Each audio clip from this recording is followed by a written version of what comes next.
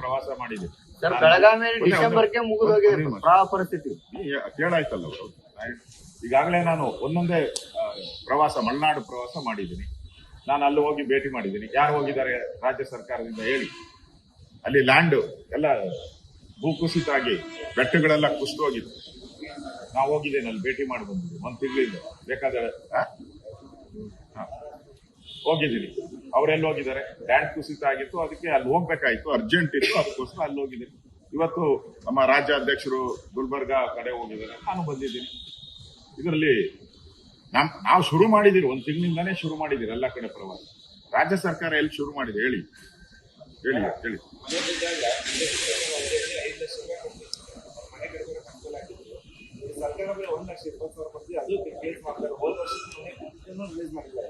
ನೋಡಿ, ಆಗ ಬೊಮ್ಮಾಯಿಯವರು, ಯಡಿಯೂರಪ್ಪನವರು ಮುಖ್ಯಮಂತ್ರಿ ಆಗಿದ್ರು, ನಾನು ರೆವಿನ್ಯೂ ಮಿನಿಸ್ಟರ್ ಆಗಿದ್ದೆ. ನಾನೇ ಪ್ರಪೋಸಲ್ ತಗೊಂಡೋದೆ, ನಾವು 3 ಲಕ್ಷ ಕೊಡಬೇಕು ಮನೆಗೆ ಅಂತಂದ್ರೆ. ಆ ಸಂದರ್ಭದಲ್ಲಿ ನಮ್ಮ ಮುಖ್ಯಮಂತ್ರಿ ಆಗಿದ್ದ ಯಡಿಯೂರಪ್ಪನವರು, ಬೊಮ್ಮಾಯಿಯವರು 5 ಲಕ್ಷ ರೂಪಾಯಿ ನಾನು ಕೇಳಿದ್ಕಿಂತ ಡಬಲ್ ಕೊಟ್ಟು ಬೆಳೆ. NDRF ರೂಲ್ಸ್ ಪ್ರಕಾರ 95,000 ಮಾತ್ರ ಕೊಡೋದು. ಈಗ 1,20,000 ಆಗಿದೆ. ಅದಕ್ಕಿಂತ 4 ಪಟ್ಟು ಜಾಸ್ತಿ ಕೊಟ್ಟಿದ್ದೆ. ಮನೆ ಬಿದ್ದಿದ್ದಕ್ಕೆ ಬೆಳೆ ಪರಿಹಾರ ಡಬಲ್ ಕೊಟ್ಟಿದ್ದೀವಿ. ಡಬಲ್ ಕೊಟ್ಟಿದ್ದೀವಿ ನಾವು. ನೀರಾವರಿಗೆ ಬೆಳೆಗೂ ಡಬಲ್ 25,000 ಕೊಟ್ಟಿದ್ದೀವಿ. ನೀರಾವರಿ ಬೆಳೆ ಹಾನಿಯಾದ ಮನೆ ಬಾಗಿಲಿಗೆ ನೀರು ಎಂಟ್ರಿ ಆದ್ರೆ ಸಾಕು 24 ಗಂಟೆಯಲ್ಲಿ ಕೊಟ್ಟಿದ್ದೀವಿ ನಾವು. 24 ಅವರ್ಸ್ 24 ಗಂಟೆಯಲ್ಲಿ 10,000 ಕೊಟ್ಟಿದ್ದೀವಿ. ಆಮೇಲೆ ಪ್ರತಿ ಮನೆಗೂ ಆಹಾರ ಕಿಟ್ ಕೊಟ್ಟಿದ್ದೀವಿ ನಾವು.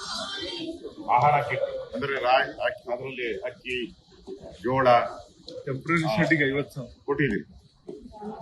ಈ ತರ ನಾವು ಇಮಿಡಿಯೇಟ್ ಆಗಿ ಹಣವನ್ನ ಬಿಡುಗಡೆ ಮಾಡಿದ್ದೀವಿ. ನಾವು ಕೇಂದ್ರ ಸರ್ಕಾರನ ನೋಡಿಲ್ಲ, ಕೇಂದ್ರ ಸರ್ಕಾರ ಕಡೆ ಮುಖ ಮಾಡಿಲ್ಲ. ನಾವು ಅಷ್ಟು ರಿಲೀಸ್ ಮಾಡಿ ಆಮೇಲೆ ಕೇಂದ್ರ ಸರ್ಕಾರದಿಂದ ಪರಿಹಾರ ಕೊಡ್ತೀವಿ. ಕೇಂದ್ರ ಸರ್ಕಾರ ಟೀಮ್ ಬಂದು ನೋಡಿ ಪರಿಹಾರ ಕೊಟ್ಟಿದ್ದಾರೆ. ನೀವು ಆ ತರ ಎಲ್ಲಿ ಮಾಡಿದಿರಿ? ಇವಾಗ ಏನ್ ಹೇಳ್ತಾ ಇದಾರೆ, ಸಮೀಕ್ಷೆ ಬರ್ಬೇಕಂತ. ಈಗ ಸಮೀಕ್ಷೆ ಮಾಡೋದು ಯಾವಾಗ? ಇನ್ನು 6 ತಿಂಗಳು ಬೇಕಾ ಸಮೀಕ್ಷೆ? ವರ್ಷ ಬೇಕಾ ನಿಮ್ಗೆ ಸಮೀಕ್ಷೆ? ಅದೇ ಸರ್, ಈವರೆಗೂ ಯಾವುದೇ ರೀತಿಯಾದಂತ ಪರಿಹಾರ ಸಿಕ್ಕಿಲ್ಲ ರೈತರಿಗೆ. ಎಲ್ಲ ಈಗ ಎಲ್ಲ ಇದು ಜಾತಿ ಗಣತಿಯಲ್ಲಿ ತುಂಬ ಹುಟ್ಟಿದ್ದಾರೆ. ಎಲ್ಲರ ಮನೆ ಬಾಗಿಲು ಕಟ್ಕೊಂಡು ಕೂತಿದ್ದಾರೆ. ಅಧಿಕಾರಿಗಳೆಲ್ಲಿದ್ದಾರೆ ಮಾಡಕ್ಕೆ? ಎಲ್ಲ DC-ಗಳು ಅದರಲ್ಲೇ ಬ್ಯುಸಿ ಆಗಿದ್ದಾರೆ. ಎಲ್ಲ ಎಷ್ಟು ಲಾಸ್ ಆಗಿದೆ ಏನಾದ್ರು ಫಿಗರ್ ತಗೊಂಡ್ರೆ ನಿಮ್ಮ ಶಾಸಕರು ಯಾರು, ಬಿಜೆಪಿ ಶಾಸಕರು ಯಾರು ಫೀಲ್ಡ್ ಹೋಗಿಲ್ಲ. ನಮ್ಮ ಎಲ್ಲ ಎಲೆಕ್ಷನ್ ದಲ್ಲಿ ಬಿಸಿ ಇದ್ದಾರೆ. ನಾವೆಲ್ಲ ಭೇಟಿ ಕೊಟ್ಟಿವಲ್ಲ. ಎಲ್ಲ ಶಾಸಕರು ನಮ್ಮ ಭೇಟಿ ಮಾಡಿದ್ದಾರೆ. ಎಲ್ಲೆಲ್ಲ ನಮ್ಮ ಶಾಸಕರು ಇದ್ದಾರೋ ಅದನ್ನು ಕೂಡ ಭೇಟಿ ಮಾಡಿ ನಮ್ಮ ಫೋಟೋನ ಕಳಿಸ್ಕೊಡ್ತೀವಿ. ಹೆಸರು ಬೆಳೆದು ಬಹಳ ಹಾನಿಯಾಗಿದೆ. ಸೋಯಾಬೀನ್ ಬೆಳಗಾವಿ, ಗದಗ, ಧಾರವಾಡ 3 ಜಿಲ್ಲೆಗಳಲ್ಲಿ ವಿಶೇಷ ಪ್ಯಾಕೇಜ್ ಕೊಡಬೇಕು ಅಂತ ಹೆಸರು ಬೆಳೆ ಕೊಡಬೇಕು. 100% ಕೊಡ್ಬೇಕು, ಡೌಟೇ ಇಲ್ಲ. ಈಗಾಗಲೇ ನನ್ನ ಪ್ರಕಾರ ಸಮೀಕ್ಷೆ ಮಾಡಿ ಕೇಂದ್ರ ಸರ್ಕಾರಕ್ಕೆ ಅಟ್ಲೀಸ್ಟ್ ಫಸ್ಟ್ ಫೇಸ್ ಅಲ್ಲಿ ಒಂದು ನಿಯೋಗ ಬನ್ನಿ ಅಂತ ಕಳಿಸ್ಕೊಡ್ಬೇಕಾಯ್ತು. ಕಳಿಸಿದಾರ? ಕಳಿಸೇ ಇಲ್ಲ. ನಾವಿದ್ದಾಗ ಬೆಳೆ ಹಾನಿ ಆದ ತಕ್ಷಣ ಇಮಿಡಿಯೇಟ್ ಕೇಂದ್ರ ಸರ್ಕಾರಕ್ಕೆ ನಾವು ವಿನಂತಿ ಮಾಡ್ತಾ ಇದ್ವಿ, ಹೋಗಿ ಭೇಟಿ ಮಾಡ್ತಾ ಇದ್ವಿ, ಮಾತಾಡ್ತಾ ಇದ್ವಿ. ತಂಡ ಇಮಿಡಿಯೇಟ್ ಆಗಿ ಬರ್ತಾ ಇತ್ತು. ಫ್ಲಡ್ ಆದಾಗ ಇಮಿಡಿಯೇಟ್ ಅಲ್ಲಿ 1 ವಾರದಲ್ಲಿ 10 ದಿನದಲ್ಲಿ ಬಂದಿದೆ ನಮ್ಮ ಕೇಂದ್ರದ ತಂಡ. ಇವ್ರದ್ದು 1 ತಿಂಗಳಾಗಿದೆ. ಒಬ್ರು ಹೋಗಿ ಭೇಟಿ, ಯಾರು ಭೇಟಿ ಮಾಡಿದ್ದಾರೆ ಹೇಳಿ? ಯಾರು ಮುಖ್ಯಮಂತ್ರಿ ಆಗ್ತಾರೆ, ಯಾರು ಮಂತ್ರಿ ಆಗಿ ದಿನ ನಾನು ಎಲೆಕ್ಟ್ರಾನಿಕ್ ಮೀಡಿಯಾದಲ್ಲಿ ನೋಡ್ತಾನೆ ಇದ್ದೀನಿ. ಯಾರು ಮುಖ್ಯಮಂತ್ರಿಯಿಂದ ಕೊಕ್ಕು, ಯಾರು ಮುಖ್ಯಮಂತ್ರಿ, ಯಾರು ಮಂತ್ರಿಗಳಾಗಿ ಸೇರ್ಪಡೆ ಆಗ್ತಾರೆ, ಹೊರಗಡೆ ಯಾರು ಬರ್ತಾರೆ, ಇದನ್ನೇ ಬರ್ತಾ ಇದೆ. ಅಂದ್ರೆ ಇಡೀ ರಾಜ್ಯ ಸರ್ಕಾರ ಮಂತ್ರಿಮಂಡಲ ರಚನೆಯಲ್ಲಿ ಇದೆ, ಅವರೇ ಮಾಡ್ತಾ ಇದ್ದಾರೆ. ಮುಖ್ಯಮಂತ್ರಿಗೆ ಏನು 3 ಪೈಸದ ಬೆಲೆನೇ ಇಲ್ಲ. ಆಕ್ಚುಲಿ ಮುಖ್ಯಮಂತ್ರಿ ಕ್ಯಾಬಿನೆಟ್ ನ ಮಾಡಬೇಕು. ಈ ಮುಖ್ಯಮಂತ್ರಿ ಇಲ್ಲೇ ಇಲ್ಲ. ಇವರಿವರೇ ಕ್ಯಾಬಿನೆಟ್ ರಚನೆ ಮಾಡ್ಕಂತವ್ರೆ. MLA-ಗಳೇ ರಚನೆ, ನಾನೇ ಮಂತ್ರಿ.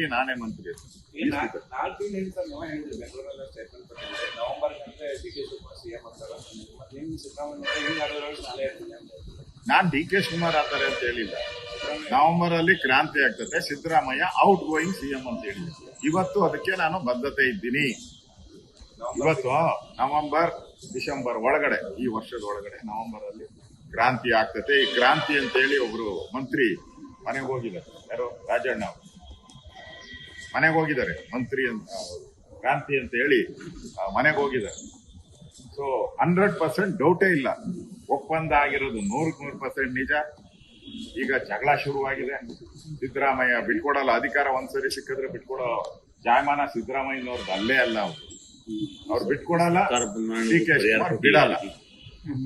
ಸಿದ್ದರಾಮಯ್ಯ ಅಧಿಕಾರ ಬಿಟ್ಕೊಡಲ್ಲ, ಡಿ ಕೆ ಶಿವಕುಮಾರ್ ಹಠ ಬಿಡಲ್ಲ. ಏಕನಾಥ್ ಶಿಂದೆ ಅವರ ಮಾದರಿಯಲ್ಲಿ ರಾಜ್ಯದಲ್ಲಿ ಆ ರೀತಿ ಕ್ರಾಂತಿ ಏನಾದ್ರು ಆಗುತ್ತೆ ಸರ್? ಏಕನಾಥ್ ಶಿಂದೆ ಆಗ್ತೈತೋ ದೋನಾಥ್ ಶಿಂದೆ ಆಗ್ತೈತೋ ಗೊತ್ತಿಲ್ಲ ನನಗೆ. ಒಟ್ಟಲ್ಲಿ ಕ್ರಾಂತಿ ಅಂತೂ ಆಗುತ್ತೆ. ಆದರೆ ನಾವು ಈ ಕಳೆದ ಬಾರಿ ಆಯ್ತಲ್ಲ, ಆ ತರದ್ ಯಾವುದೇ ಸರ್ಕಾರನ ಮಾಡುವಂತ ಇಚ್ಛೆ ನಮಗಿಲ್ಲ. ನಾವು ಮತ್ತೆ ಚುನಾವಣೆಗೆ ಹೋಗುವಂತ ತಯಾರಿನ ಮಾಡ್ತೀರಿ. ಈಗಾಗಲೇ ರಾಜ್ಯ ಜನಗಳ ಪರವಾಗಿ ಈ ಸರ್ಕಾರ ಸತ್ತೋಗಿದೆ, ಏನು ಅಭಿವೃದ್ಧಿ ಆಗ್ತಾ ಇಲ್ಲ. ಅವರ ಪಾರ್ಟಿ MLA ಗಳು ಹೇಳ್ತಾ ಇದಾರೆ, ಒಂದ್ ಇಡೀ ಮಣ್ಣಾಕಿಲ್ಲ ರಸ್ತೆಗಳಲ್ಲಿ ಅಂತ. ಕಲಬುರಗಿ ನಮ್ಮ ಪಾಟೀಲ್ ಅವ್ರು ಹೇಳ್ತಾ ಇದ್ದಾರೆ, ದಾವಣಗೆರೆ MLA ಹೇಳ್ತಾ ಇದ್ದಾರೆ, ಬೇಕಾದಷ್ಟು ಜನ MLA ಗಳು ನಮ್ಗೆ ಅನುದಾನನೇ ಬಂದಿಲ್ಲ ಅಂತ ಹೇಳ್ತಾರೆ. ಇಡೀ ಕರ್ನಾಟಕದಲ್ಲಿ ಬ್ಯಾಟ್ರಿ ಹಾಕೊಂಡು ಹುಡುಕಕ್ಕೆ ಎಲ್ಲ ಹಳ್ಳ ಬಿದ್ದಿರೋ ರಸ್ತೆಗಳನ್ನ ಇಡೀ ಕರ್ನಾಟಕದಲ್ಲಿ ನಾವು ನೋಡ್ತೀವಿ. ಇಡೀ ಕರ್ನಾಟಕ, ಬೆಂಗಳೂರಂತೂ ನೀವು ಬಹುಮಾನ ಕೊಡ್ಬೋದು. ಯಾವ್ದಾದ್ರು ರಸ್ತೆಯಲ್ಲಿ ಹಳ್ಳ ಇಲ್ಲಿರೋ ರಸ್ತೆ ತೋರಿಸಿದ್ರೆ ಅವ್ರಿಗೆ ನೋಬೆಲ್ ಪ್ರಶಸ್ತಿ ಕೊಡೋದು, ಅಷ್ಟು ಹಳ್ಳ ಬಿದ್ದೋಗಿದೆ. ಈ ಪರಿಸ್ಥಿತಿ ಸರ್ ಬೆಳಗಾವಿಯಲ್ಲಿ ಏನ್ ನೆರೆ ಸರಿ ಸಂಜೆ ಬೇರೆ ಅಲ್ಲ ಲಾಸ್ಟ್ ಬೆಳಗಾವಿಯಲ್ಲಿ ನೆರೆ ಹಾವಳಿದೆ. ಬೆಳಗಾವಿ ಜಿಲ್ಲಾ ಸಚಿವರು ಅಥವಾ ಇಲ್ಲಿ ಇರುವಂತಹ ಶಾಸಕರು ಚುನಾವಣೆಯಲ್ಲಿ ಬಿಜಿ ಆಗಿದ್ದಾರೆ. ಅವ್ರಿಗೆ ಅಭಿವೃದ್ಧಿ ಮಾಡಕ್ಕೆ ಅವ್ರದ್ದು ಯಾಕೆ ತಪ್ಪು ಒಪ್ಪಿಸ್ತೀರಾ ನೀವು? ತಪ್ಪು ಅವ್ರದಲ್ಲ, ಜಿಲ್ಲಾ ಮಂತ್ರಿ ಅದು. ಹಣನೇ ಇಲ್ಲಲ್ಲ, ಇಲ್ಲಿ ಪಾಪರಾವಟ್ ಇದೆಯಲ್ಲ ಸರ್ಕಾರ, ದುಡ್ಡೇ ಇಲ್ಲ ಅಭಿವೃದ್ಧಿ ಮಾಡಕ್ಕೆ ಅವ್ರ ಕೈಲಿ. ಏನು ಅದಕ್ಕೆ ಎಲೆಕ್ಷನ್ ಮಾಡ್ಕೊಂಡು ಕೂತಿದ್ದಾರೆ.